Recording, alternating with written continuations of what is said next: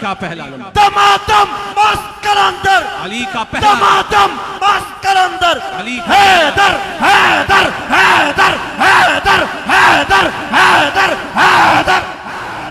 اچھا اگر آپ سے کوئی کہے ذرا سن لے، ایک تو سنی ڈر بڑے جاتے ہیں جب کوئی آدمی کہے جی کتھے لکھیا ہویا ہے، میں نے کہا کتاب رہنے دو، ایتھے لکھیا ہویا ہے۔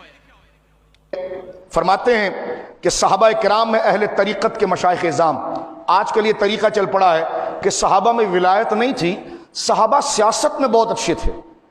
حضرت ابو بکر سیاست میں بہت اچھے تھے، ولایت میں آپ اتنا اونچا درجہ نہیں رکھتے تھے۔ یہ اندر گھسنے کا طریقہ ہوتا ہے کہ نہیں حضرت ابو بکر کو ہم پہلا خلیفہ مانتے ہیں کیونکہ وہ سیاست میں اعلیٰ تھے، سیاست میں اعلیٰ تھے، ولایت میں اعلیٰ نہ تھے۔ تو میں نے کہا یہ رسول اللہ نے جو اپنی زندگی میں مصلح دیا تھا ان کو، یہ سیاست میں جو اعلیٰ تھے تو یہ حضور کے دور میں تھے یا بعد میں تھے؟ کیونکہ سیاست کی وجہ سے خلیفہ بنے تھے نا، تو خلیفہ حضور کے دور میں بن گئے تھا یا بعد میں بنے؟ کہنے لگے جی بنے تو بعد میں، تو میں نے کہا خلیفہ تو بعد میں بنے، ٹھیک ہے نا، کیونکہ حضور کے وصال کے بعد۔ لیکن جو حضور نے اپنی زندگی میں ان کو ساری نمازوں کا مصلح دے دیا تھا وہ کس حصے میں آتا ہے؟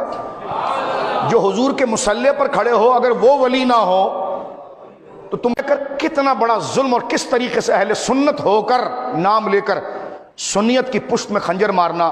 ابھی تک اگر کسی کو میری بولی دبے دبے الفاظ میں سمجھ میں نہیں آئی تو میں یہ کہنا چاہتا ہوں دمادم مس قلندر، علی کا پہلا نمبر، یہ غلط ہے، ایسا نہیں ہے۔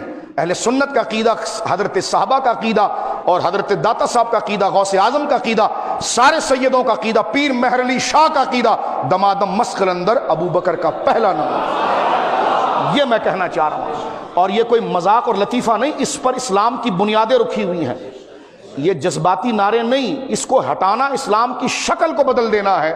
داتا صاحب رحمۃ اللہ علیہ نے ہیڈنگ، عنوان دیا ہے صحابہ کرام میں اولیاء مشائخ۔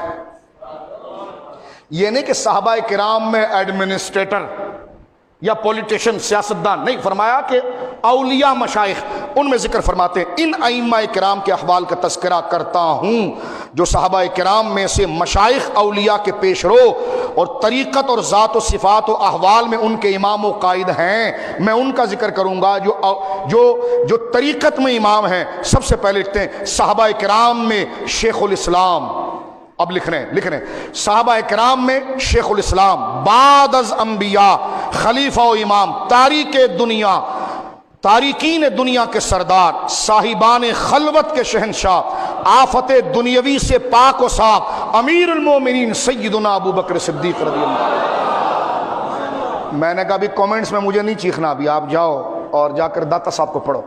حضرت پیر محلی شاہ صاحب رضی اللہ تعالیٰ تصفیہ ما بین سنی و شیعہ کے اندر لکھتے ہیں، فرمایا کہ یہ 30 سال خلافت کا دور حضور نے فرمایا تھا کہ میرے بعد خلافت 30 سال رہے گی، اس کے بعد ملوکیت رہے گی۔ 30 سال کی خلافت امام حسن پر پیر محلی شاہ صاحب اپنی زندگی کی آخری کتاب جو اس بڑھاپے میں آپ نے لکھی، تصفیہ ما بین سنی و شیعہ، کیونکہ آپ کے خاندان میں بعض لوگ شیعہ ہو چکے تھے، آپ کو لوگوں نے یہ کہا کہ برادری میں کوئی اتفاق کروا دیں، اتحاد کی کوئی بات کر دیں، تو آپ نے اپنی زندگی کی آخری کتاب لکھا تصفیہ، یعنی ججمنٹ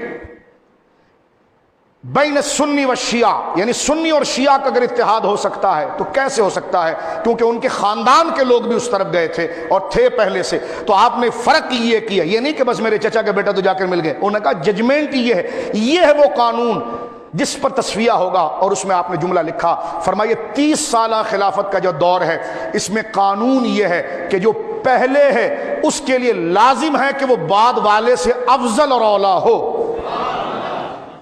ہمارا قصور یہ ہے کہ ہم نے صرف پڑھ کے سنا دیا۔